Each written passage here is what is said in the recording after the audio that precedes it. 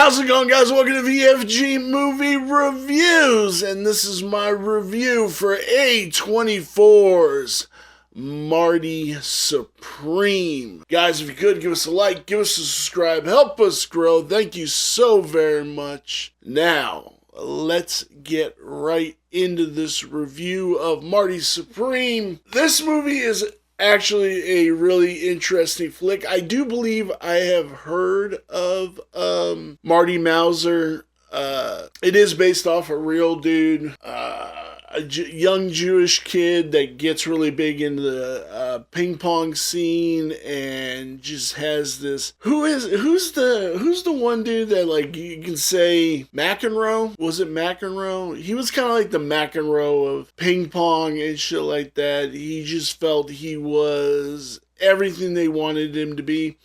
And he did kind of turn out like that. Well, I mean, he kind of turns out like that in the movie. I did no research into how everything really turned out. I really just wanted to speak on the movie. But the one good thing with every character is the bad thing, which is all characters have flaws, and as much as he is a great ping pong player or table tennis, he just leaves destruction in his wake. Odessa Zion plays Rachel Misler, which she likes Marty. He ends up getting her pregnant. I'm going to come back to Odessa Zion. I wanted to talk about her. But he's like, no, I don't want to have anything to do with this. This isn't happening. Like, I have a destiny. You don't. The whole 9 yards. And he's just a real dick to her up until the end of the movie. Gwyneth Paltrow's in this. This is another actress who he ends up having sex with and stuff like that, who I really think he cares about, but again, he also uses her for his own benefit. We have Tyler, the Creator, in this, playing Willie, his friend, who he also fucks over. We have Luke Manley, somebody who actually really gives a shit about Marty, but Marty kind of just fucks him over and shit like that. And it is the recurring theme of this, that Marty just keeps fucking these people over that actually believe in him and just can't, like, he has to take these easy ways to get to where he wants to go. And it all culminates in this one tournament where he plays up against this Japanese ping pong player. He ends up losing for him, and he kind of wants to get that win back, and he agrees to put on a fake thing to get to the Japanese tournament. Mr. Wonderful from Shark Tank. I don't know his name off the top of my head. He pretty much ends up fucking over Marty, and there's a real hardcore scene that, like, even made me uncomfortable, where he basically tells Marty, okay, you want this, that's fine. Go get that paddle in my office.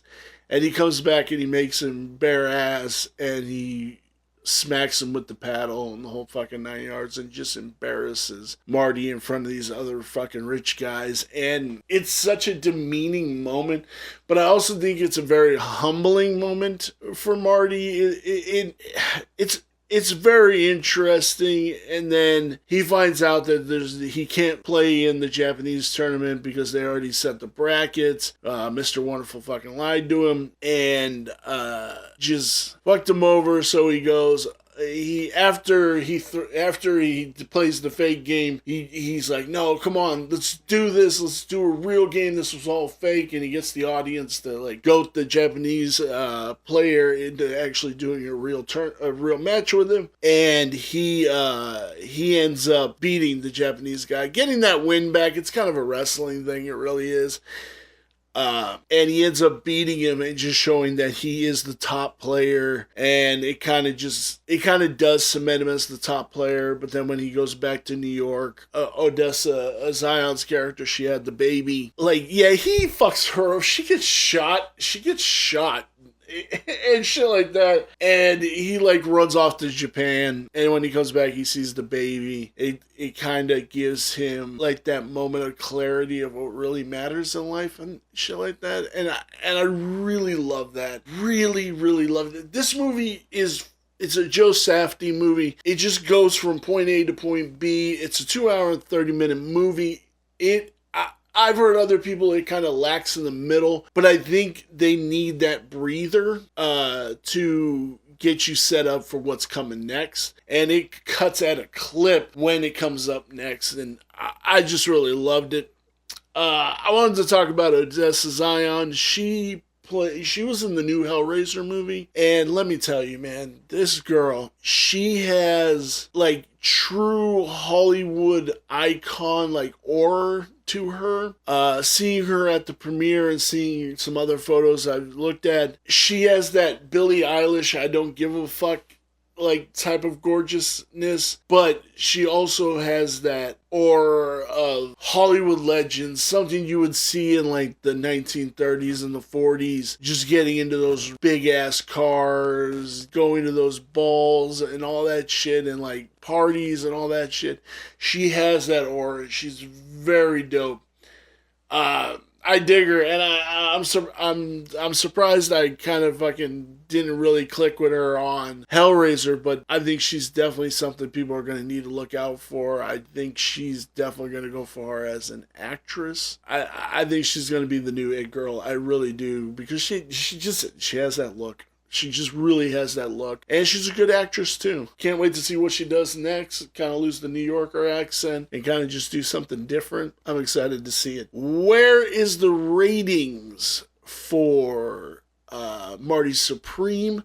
Letterboxd is 4.3 out of 5. Rotten Tomatoes is a 95 critic score and an 82 audience score. And IMDb is sitting at an 8.1 out of 10. But where does this lie on our VFG 5-star movie scale? The story is a 4. The cinematography is a 3. The characters are a 4. The design is a 4, which brings our total to 3.875, right in there, maybe a little below, but it's pretty much right in there. There was just something that just maybe it needed a little bit more oomph to it. Overall, this is an excellent movie. Guys, let me know down below, did you see Marty Supreme? Are you a fan of table tennis? Are you a fan of period piece movies? I love period piece movies. I really do.